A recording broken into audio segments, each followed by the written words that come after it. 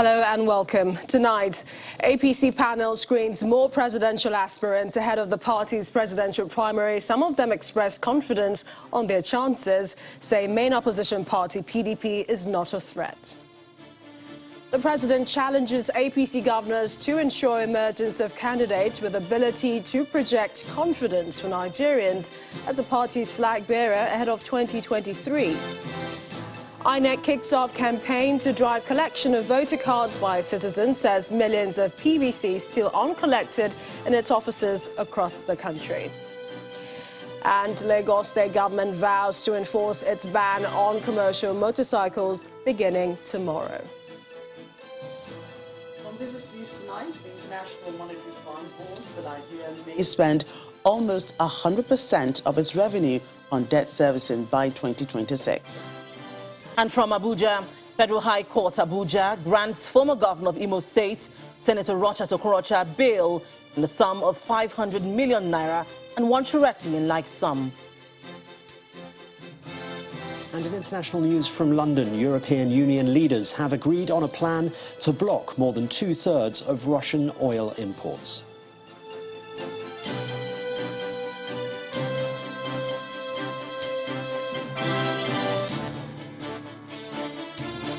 The screening of the presidential aspirants on the platform of the All Progressives Congress continued today in Abuja, with the vice president and other contestants taking turns to answer questions from the panel. 12 aspirants were screened yesterday, Monday, that's May the 30th, 2022, by the party screening committee headed by a former governor of Edo State, Chief Odige Oyegun.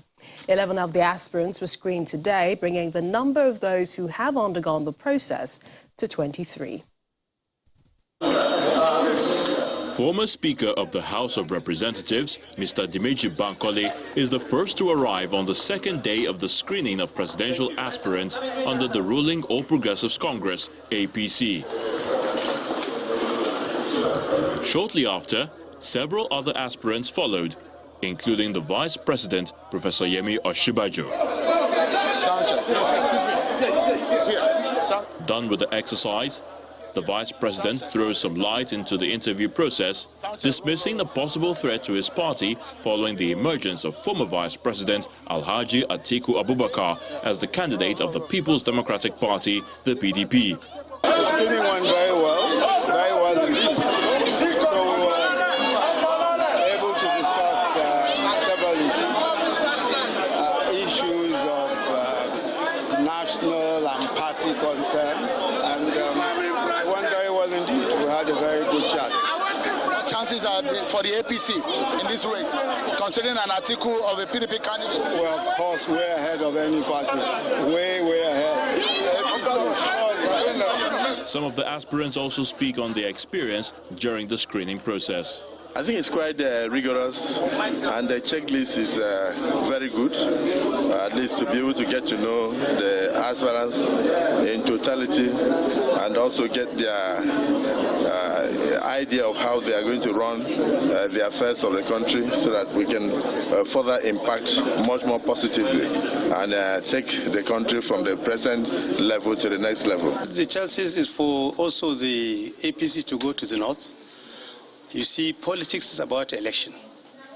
You have to look at the voting strengths. I'm sure very soon, when Nigerians believe in Nigeria, accept citizenship as the criteria for choosing anything, like the Constitution has already decided, that there's nothing like zoning. However, others are concerned that the primary may be monetized. A situation will come where you have no business to build a project or do any major project, because basically it is not a basis for your re-election or indeed an election in the first instance. What matters is accumulate cash and buy delegates. It's a horrible trend. Nigeria cannot lead Africa in that direction, and this has to change. Also screened today is the chairman of the Nigerian Governors Forum, Governor Kayode Fayemi of Ekiti State, Governor Yahaya Bello of Kogi State, President of the Senate, Senator Ahmed Lawan, former Minister of Science and Technology, Dr. Ogbonaya Onu, and businessman, Mr. Tain Jack Rich. Only one aspirant, Senator Rochas Okorocha, remains to be screened by the committee ahead of the party's presidential primary next week. Well, we have an update on that last bit of the story, that the former Imo State Governor, Rochas Okorocha, has arrived at the venue of the APC presidential screening, and he becomes the 24th candidate to be screened by the All Progressives Congress panel. That means that he has beat the deadline, which is 2 days for the political party presidential aspirant screening. Meanwhile, the president is challenging the governors of his party, the All Progressives Congress, to demonstrate that the forthcoming convention of the APC reflects positive qualities of the ruling party. This is contained in a statement in which the president's media aide, Mr. Femi Adesina, outlined some of the issues discussed during a closed-door meeting between President Muhammadu Buhari and 22 APC governors, as well as the APC national chairman of the presidential villa. The president admits that he has a duty to provide stronger leadership for the party in the transition process and calls for international cohesion in the party to achieve an orderly transition and improve its electoral fortunes. Appealing to the governors to allow all interests to converge, the president emphasized, "Our objective must be the victory of our party, and our choice of candidate must be someone who would give the Nigerian masses a sense of victory and confidence even before the elections." He urged for continued consultations to carry all aspirants and stakeholders on board through to the convention to enable the party emerge stronger. And shortly after that charge, the president departed Abuja for Madrid, Spain, to begin a state visit at the invitation of the Spanish president, Pedro Sanchez.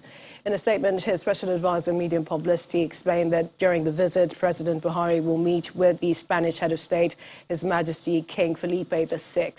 Both leaders will discuss issues of mutual interest, which will result in the signing of agreements and memoranda of understanding expected to further deepen relations between the two nations. Other areas include extradition and transfer of convicted persons, mutual legal assistance, cultural matters, cooperation towards fighting crime and enhancing security, as well as issues affecting independence of diplomatic staff.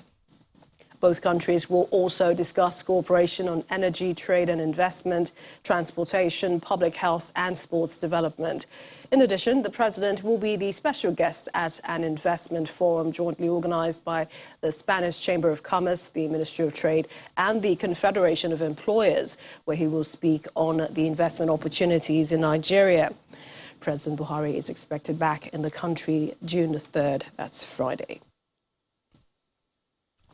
The Independent National Electoral Commission, INEC, says millions of permanent voter cards are still lying on its table uncollected. The National Commissioner of INEC in charge of the Federal Capital Territory and Nasarawa, Kaduna and Plateau states, Mr. Mohammed Haruna, made this known at the launch of a campaign to drive the collection of PVCs and increase participation in the ongoing continuous voter registration exercise in Abuja and Nasarawa states. Our correspondent, Emperor Simon, has more. Members of the civil society organizations, representatives of the Independent National Electoral Commission and the United Nations Development Programme are in this hall in Abuja for the launch of a campaign to drive collection of permanent voters' cards and raise awareness on the continuous voter registration exercise. Statistics by INEC in 2019 shows out of the over 84 million printed PVCs at that time, over 11 million were left uncollected. The statistics further shows the Southwest had the highest number of uncollected PVCs with over 3.4 million, followed by Northwest with over 1.9 million, South-South with over 1.7 million, North Central with about 1.5 million, Southeast with over 1.4 million, Northeast with over 800,000, and the FCT with about 318,000 uncollected PVCs. Fast forward 3 years later, INEC says the number is still very high. It's ahead of the 2019 election.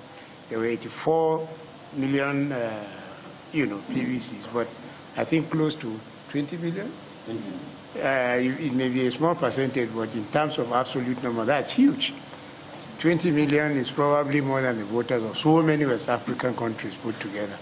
To change the narrative, Nesakshan, a civil society organization, is launching the CVR and PVC collection campaign in collaboration with INEC, UNDP and Yaga Africa to drive collection in the FCT and Nasarawa states. What we are also doing in collaboration with other partners is to ensure that 60% of us get registered to vote. Now, as 60% of us get registered to vote, then 60% of us will be able to turn out on election day to cast our votes. In April this year, INEC announced a total of over 1.8 million newly printed PVCs were ready for collection, comprising over 1.3 million cards of genuine new registrants and 464,340 PVCs for verified applicants for transfer and replacement. With June the 30th, 2022 set by the Independent National Electoral Commission as the deadline for the continuous voter registration exercise, this drive aims at achieving 17,000 new PVCs collection and registration. Emperor Simon, Channels Television News. And to security, in less than 24 hours, security agents in Lagos State will be on the streets to enforce the commercial motorcycle ban in 6 local government areas of the state. The state government says there is no going back on the total ban of commercial motorcycles, which it maintains have become a security threat to residents of the state. The whole of Ikeja local government, the whole of Sule local government, the whole of Etiosa local government, the whole of mainland local government, the whole of Apapa local government, and the whole of Lagos Island local government. A total ban. The metropolis is not new to bans, as different administrations in the past had either through legislation or policy pronouncement restricted or placed an outright ban on the operations of the riders. But commitment to enforcing the law regulating the operations of these transport service providers has been lacking.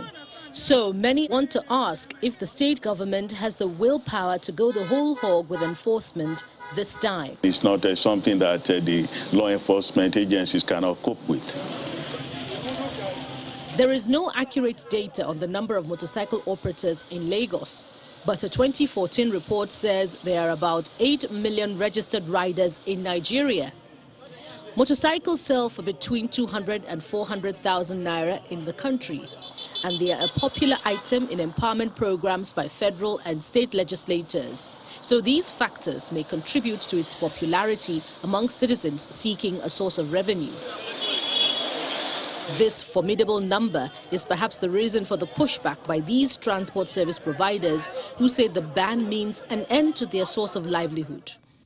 This recent ban comes on the heels of an incident in Lekki earlier in the month where Okada riders attacked and killed a sound engineer who intervened in a disagreement. But the state government and the state police commissioner say it's a lot more than this, as they cite security reasons. They are so reckless in the way they do things. They take laws into their hands, and they do this with impunity. So it's not only because of the fact that they had a problem with somebody that they killed in Lekki, but it's one of those reasons. And we are saying that enough should be enough for them. The Arewa Consultative Forum in Lagos says a handful of the Okada riders are foreigners from Niger, Cameroon or Chad. We are law-abiding and will always continue to intimate all our members to continue to be law-abiding and operate within the ambit of the law. We condemn in totality the activities of all criminal elements who are mostly foreigners from Niger Republic, Chad, Cameroon and other neighboring countries. While events leading to this round of restriction on the services of Okada operators may be valid, does the state government have the capacity to enforce its ban this time? And an even greater concern is that thousands will be denied their means of livelihood, a consequence that many worry will only cause them to resort to crime. In part 2 after the break, we have more on the commercial motorcycle ban in some parts of Lagos, plus freed prelate of the Methodist Church in Nigeria, His Eminence Samuel Uche, narrates his ordeal in the hands of his abductors. Please stay with us.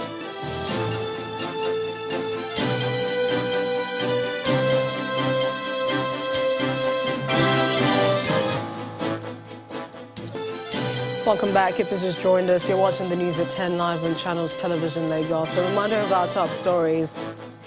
APC panel screens more presidential aspirants ahead of the party's presidential primary. Former Imo State Governor Rochas Okorocha beat party's deadline for exercise as he appears to be screened. The president challenges APC governors to ensure the emergence of a candidate with the ability to protect confidence for Nigerians as the party's flag bearer ahead of 2023. INEC kicks off campaign to drive collection of voter cards by citizens, says millions of PVCs still uncollected in its offices across the country. And Lagos State government vows to enforce its ban on commercial motorcycles beginning tomorrow.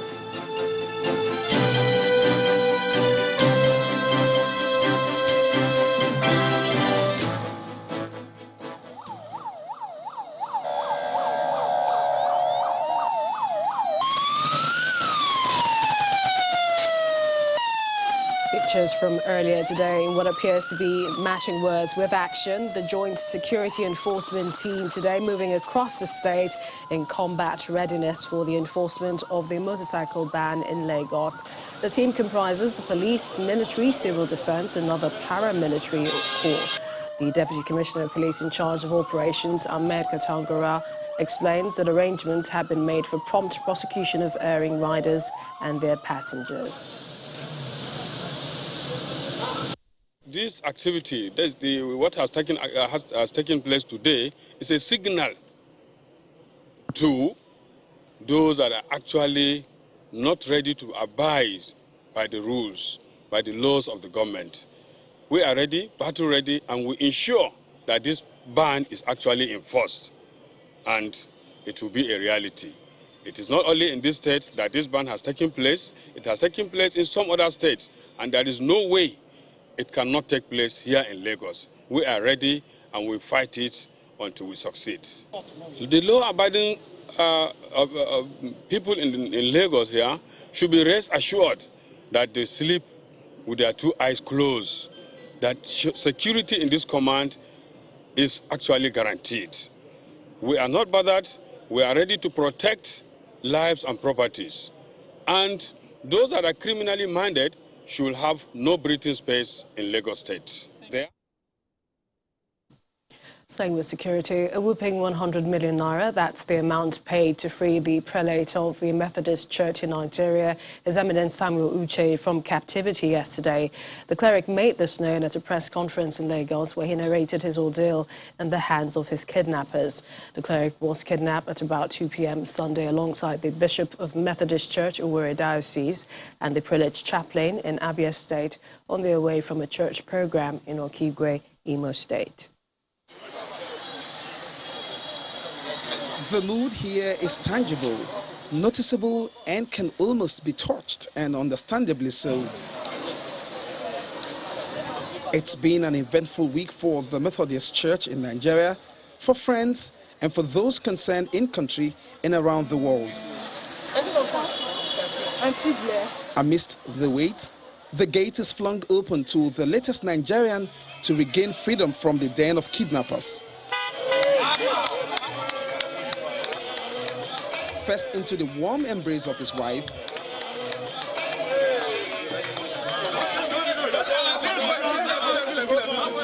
and straight to the altar where prayers were offered for his release. To call our nation, Lord, we pray that you defend and plead our cause. He settled in quickly to tell us how it all started Sunday evening while on an official assignment to the southeast. These people came out from the bush. They divided themselves into three places. Some people were at the back, some people were at the center, those who shot, who fired at us.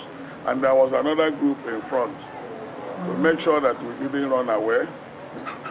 They fired shots at our vehicle, and eventually they abducted us, three of us. He didn't mind words in describing events leading up to his release. They said, okay, now we negotiate. Each of us will pay 50 million, and we're going to pay 150 million. And I used my phone, I negotiated. I told my people, they say we are raising money. Somebody mentioned we have raised 30 million. I said, SOC, please, any money in the office. Life is more important than money.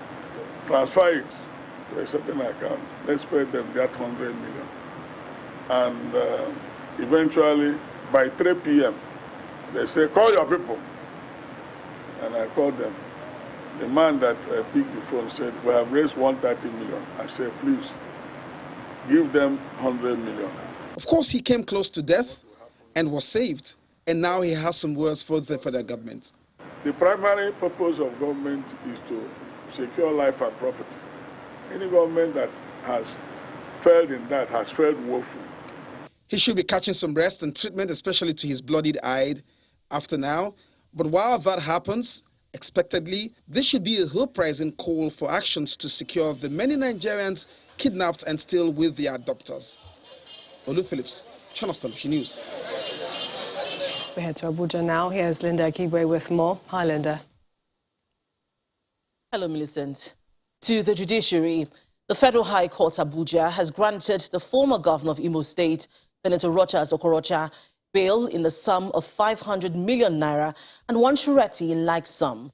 The trial judge, Justice Inyang Ekwo, held that the surety must be a responsible citizen who has a landed property within the jurisdiction of the court and in like sum of the bail. The judge also ordered that he deposit his international passport with the court and should not travel outside the jurisdiction without the court's permission.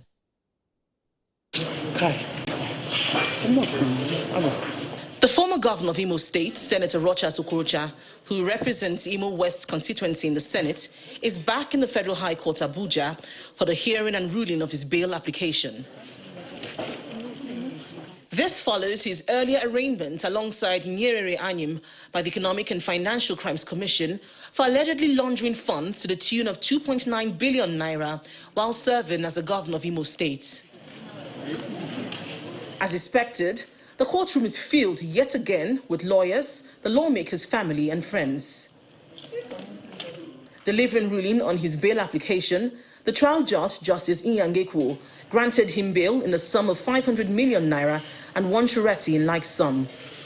The surety must also deposit a landed property within Abuja in like sum and the original title documents deposited with the court registrar. The judge further ordered that the court registry should inform the Immigration Service that the lawmaker's passport is in the custody of the court. The court further ordered that Okorocha should remain in the custody of the EFCC until his bail conditions are met. His counsel says they are ready to meet the bail conditions. There are normal bail conditions. We'll fulfill it. And my client is a notable serving senator. So the idea of running away is ruled out. He will fulfill the condition. He has never run away. Only that, like I said yesterday, he was never properly served. Before you can say he didn't come, you must have served him, but he wasn't served. He has come, and you will see that he will come to take his trial. And the bail conditions are normal bail conditions, we'll meet them. For the second defendant, the court ruled that he should continue on the administrative bail earlier granted to him by the Economic and Financial Crimes Commission. The case has been adjourned to November 7th to 11th for trial. Away from the judiciary, the federal government says it's in talks with the World Health Organization as well as the United States Center for Disease Control to assess monkeypox vaccines as an additional preventive measure to curb the spread of the disease in the country. The Executive Secretary of the National Primary Healthcare Development Agency, Dr. Faisal Shuaib, stated this at the official flag-off ceremony of community COVID-19 vaccination in Abuja. A warm round of applause. The Executive Secretary of the National Primary Healthcare Development Agency, Dr. Faisal Shuaib, walks into the arena along with some officials of the FCT Primary Healthcare Secretariat, as well as members of the Pharmaceutical Society of Nigeria. The event is an official flag-off ceremony of community mass COVID-19 vaccination, an initiative that community pharmacists will drive. The rationale is to provide training and make every pharmacist a vaccinator in their communities, with the hope of scaling up vaccination against COVID-19 and other diseases. This collaboration is a step in the right direction, as it is in furtherance of our determination to expand access to COVID-19 vaccination and other immunizations services across the country. Only about 15.8% of the eligible population has been fully vaccinated in Nigeria. We share the joint responsibilities to move the figures to 70%. The campaign is kicked off by this vaccination, which some of the participants say, if pursued diligently, will help to reduce the burden of diseases in the country. When you are vaccinated, there is no means for you to transfer any infectious disease to your loved one. So if this flag off is actually driven well, definitely we're going to have a community reading of people getting sick, and the morbidity and mortality rate will drastically reduce. On the sideline of the event, the Executive Secretary of the National Primary Healthcare Development Agency speaks on what the government is doing to curb the spread of monkeypox. We're working with the NCDC to make sure that all of the strategies to limit its spread are ongoing. We're also engaged with the World Health Organization and the U.S. Centers for Disease Control to see how Nigeria can also access stockpiles, global stockpiles of the monkeypox vaccination. The Nigeria Center for Disease Control says Nigeria has recorded a total of 21 cases of monkeypox and 1 fatality between January and May 29 this year, making the disease a new source of concern for many after COVID-19. Still ahead of the news at 10, International Monetary Fund warns that Nigeria may spend almost 100% of its revenue on debt servicing by 2026. That's on Business News. Join us again.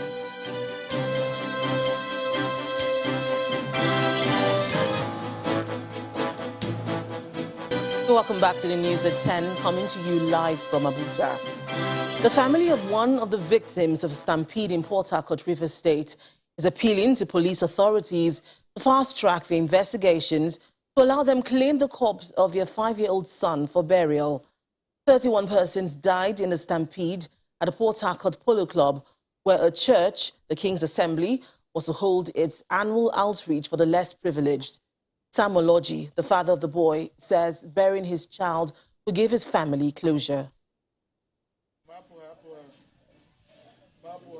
This humble apartment in the Rumakuta Mboba Road in Obiakpo local government area of Rivers State is where 36-year-old Samuel Oji lives with his wife and 3 children. Just like any other average Nigerian, he's been striving to live happily with the proceeds from his meager job as a generator technician. That was until he was invited by a friend to try out a chance to better the lot of his family. It was an invitation to shop for free at the Portharcourt Polo Club in UGRA, more than 10 kilometers from his residence, where a church was to give out aids to indigent persons. Sadly, his family never returned home with the anticipated excitement, as their 5-year-old son, Delight, was among the 31 persons the police confirmed died in a stampede at the venue. The distraught father manages to explain to Channels Television how the incident occurred. I went with my family, my wife and my 3 kids, based on how the person told me that if I'm coming, I should call my family.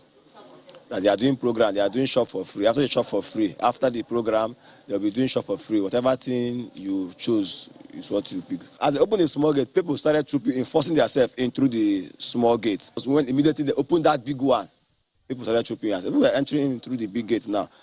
Some were falling down. Those who were fell down was people that were marching on top. And unfortunately, my son was involved among them. Mr. Oji also gives an insight into his son's short life on earth. He's in nursery 2 now. He's in nursery school. In nursery 2. I just paid his school fees on Wednesday before this thing happened.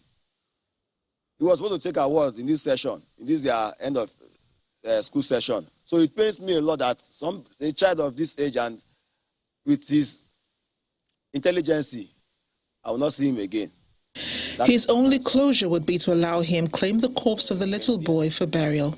So all I'm asking now is just, whatever thing they are doing, I want to retrieve my son back and go and bury him. So if the government or the church should do anything, let me have my son and bury him, so that me, I will rest, the mother will rest, because as he's there now, we are not comfortable. At the time of filing this report, It was said the police authorities in River State were to meet to decide on what next to do after a series of investigations. The River State government equally promised to set up an investigative panel, but nothing has been heard about that. Meanwhile, the church in the eye of the storm, that is, the King's Assembly, has released a statement saying its medical team is working with volunteers and the military hospital in Portharcourt to provide emergency medical services to those affected. The military hospital cannot be accessed to ascertain the conditions of the survivors. Delight may not have lived long, but the mark he left in the life of his parents will last a lifetime. Hoping that the family indeed finds closure.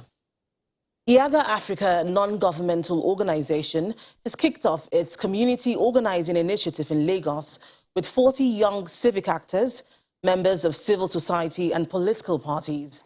The goal is to equip the participants with the requisite community and political organizing, as well as advocacy skills needed to engage government and political party officials at different levels. This was with the aim of influencing reforms, increase youth participation as candidates, as well as build the capacity of the participants to actively lead campaigns. For us at Iaga Africa, the idea for the community organizing is to build a cohort of young leaders who are informing and influencing social political change in their community. But we believe that leadership is so critical to every discourse in the country, and in fact, if we solve our leadership problem, we'll solve majority of our problems in Nigeria. But you cannot build leaders who do not have a firm grasp of the identity of who they are, what their values are, and what their guiding principles are, what they hold dear, and why they are where they are. So for us, the first session on identity introduces a conversation on self-awareness and consciousness, one, and then the second, that as young people, you need to understand your values so that you don't go into a system and say the system changed you. Young people play the most important roles when it comes to every election, and when we look at the participation of young people especially, and especially in Lagos State, young people's participation, even if it is just turning out to vote during elections, is very low. And it is our hope that following this, we would see that young people identify low voter turnout, for instance, as one of the problems. Young people identify the need to participate by registering to vote, collecting their permanent voters' cards. Lagos State still has over 1 million uncollected permanent voters' cards, and those are issues that can bring about some level of change. Until and unless young Nigerians are empowered to vote with your permanent voters' cards, for instance, you cannot make that much of a change during the elections. That's all from Abuja. Back to you, Millicent. Thank you, Linda. Now to some company news. Lafarge Africa PLC is once again celebrating its trade partners for yet another successful business year. At the company's 2021 Customers Award ceremony, which held at the Lagos Continental Hotel, customers and distributors were rewarded for their loyalty and support of the brand. It's the 2021 Annual Customers Award Ceremony by Lafarge Africa PLC. Esteemed trade partners, management and staff of the brand are all present to witness the celebration of another successful business year. The event is an opportunity for Lafarge to reinforce its commitment to rewarding customers who have been loyal to the company over the years, especially in 2021. We cannot express, as Lafarge Africa, how happy we are today to have you here. Our success in Lafarge Africa would not have been able to happen without you. And this is something that we don't need to stress on, rather than you need to believe in, that we truly treat you as a family. Recognizing that the synergy between the brand and her trade partners is a key part of its success story, Lafarge reassures them of its commitment to ensuring that 2021 is mutually beneficial to all. We will continue to value our esteemed customers and recognize you, especially this evening. We implore you to remain good ambassadors as we move to the next level of success for this business. behalf of Lafarge Africa PLC for contributing Winners to the are 2021 rewarded performance. based on their outstanding performance at the regional and national level. The star prize for the national volume champion is the Lexus LX 570, a Toyota Land Cruiser for the national runners-up, while the regional champions across the 4 regions of the country receive other luxury car brands. It's a special day for me. I think today is the 3rd time I'm becoming #1 customer of Lafarge, and today I'm so happy. It's a wonderful day of my life. Lafarge Africa PLC, through its annual event, demonstrates its appreciation of the support and loyalty received from customers and distributors in 2021. Congratulations to the awardees. And now for some more business news, here's Joke Rogers.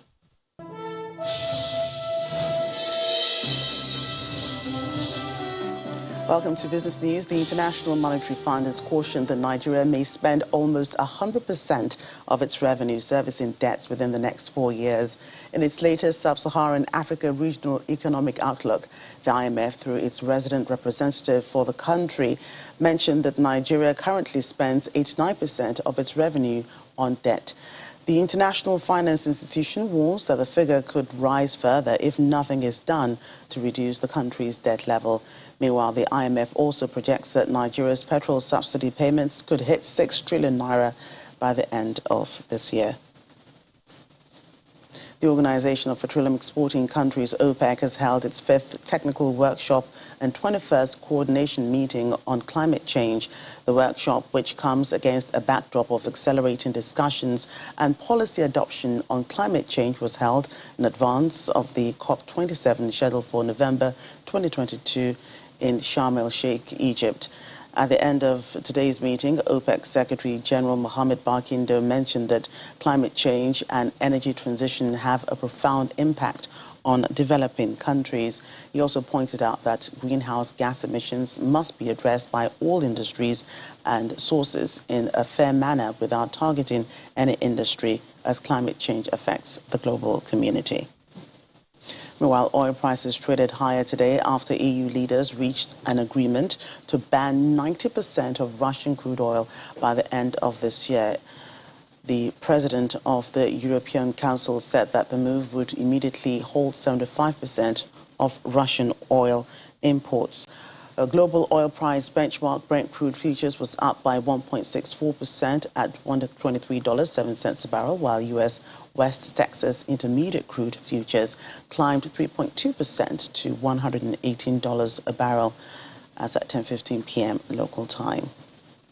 Israel and the United Arab Emirates have signed a historic multi-billion-dollar comprehensive economic partnership agreement under the 2020 Abraham Accords. The agreement, which is the latest product of the two countries' historic normalization deal, was signed in Dubai by Israel's Minister of the Economy and Industry and her counterpart to UAE Minister of Economy after months of negotiations. The deal is expected to accelerate growth, create jobs, and lead to a new era of peace, stability, and prosperity across the Middle East region. Let's take a look at some numbers. Nigeria's stock market ends the last trading day of May deeper in the red, with the month-to-date return reduced to 6.4% following intense profit taken by investors. Well, Ibong has more.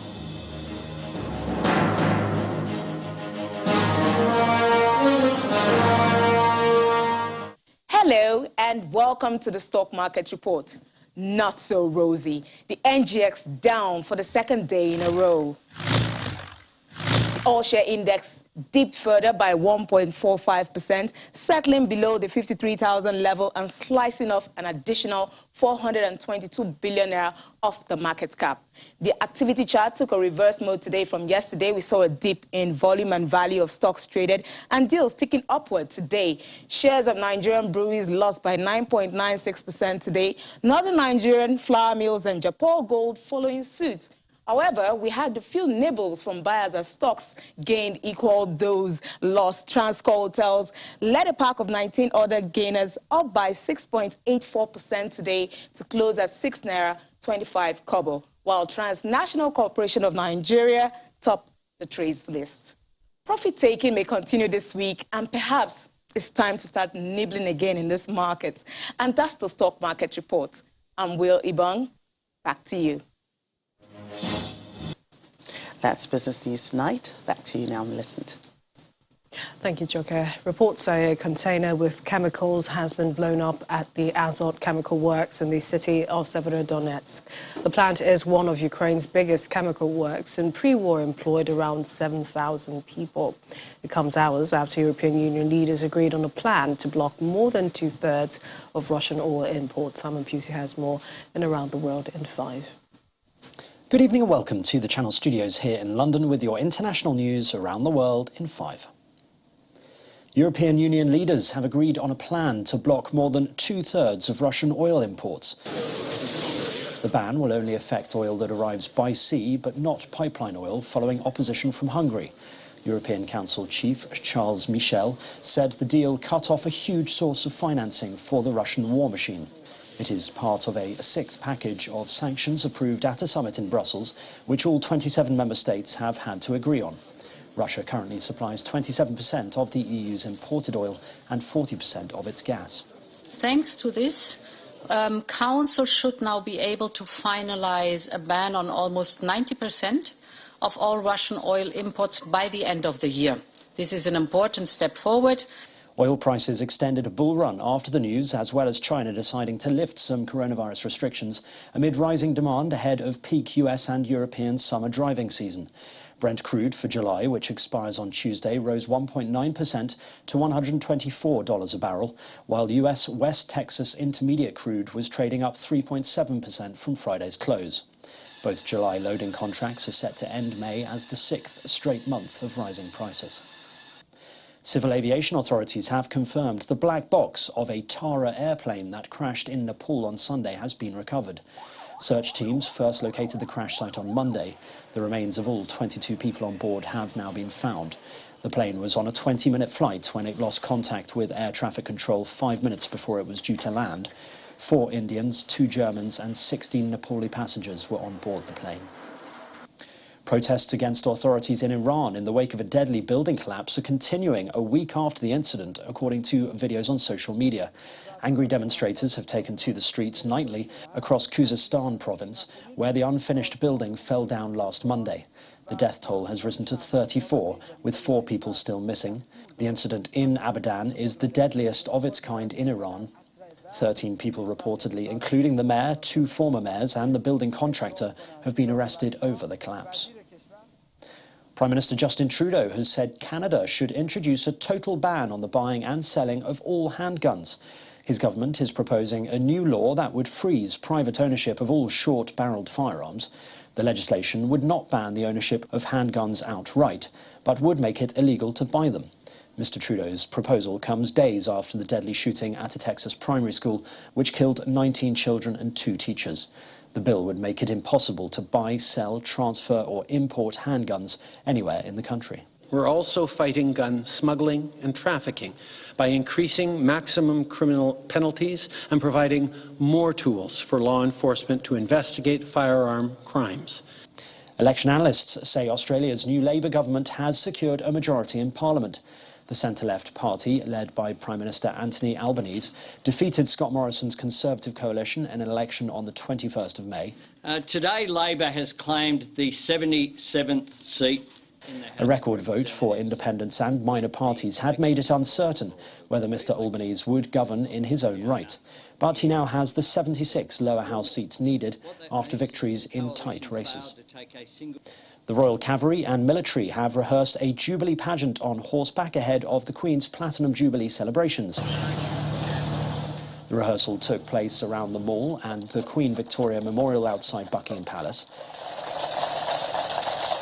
Britain will mark Queen Elizabeth's record-breaking 70 years on the throne this week, with 4 days of celebrations ranging from military parades and a church service to street parties and a pop concert outside Buckingham Palace. There will be 2 public holidays to create a 4-day weekend for nationwide events commemorating her reign. And finally, Egypt has unveiled a major find of 250 sealed coffins containing mummies, 150 bronze statues of ancient gods and goddesses, and other antiquities at the Saqqara necropolis. An Egyptian archaeological mission working in Bubastion Cemetery area discovered a bronze statue's cache in the site that dates back to the late period of ancient Egypt. The cache included 150 different sized bronze statues of gods and goddesses. A collection of cosmetics was also found, including combs, eyeliners, containers, bracelets, earrings and seed necklaces. The discovery was made during the 4th excavation of the site that started in April 2018. And that's your international news around the world in 5. Now back to the Channel studios in Lagos. Remarkable. Thanks, Simon. And now for some sports news. Here's Ayotunde Balogun.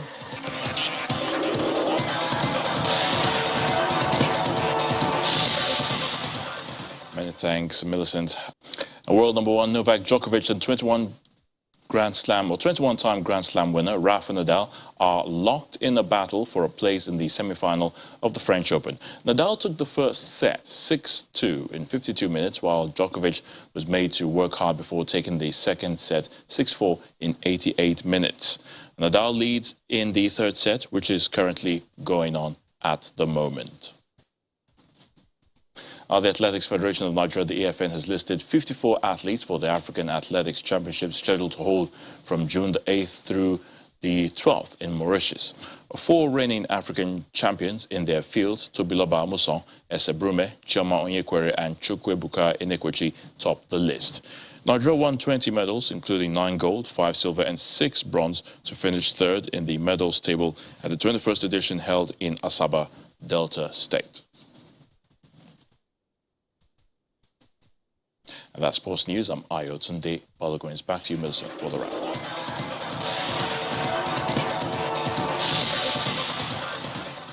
Okay, today and the main news again. The APC panel today screened more presidential aspirants ahead of the party's presidential primary, just as former Imo State Governor Rochas Okorocha appeared at the venue of the exercise to be screened, beating the stipulated deadline.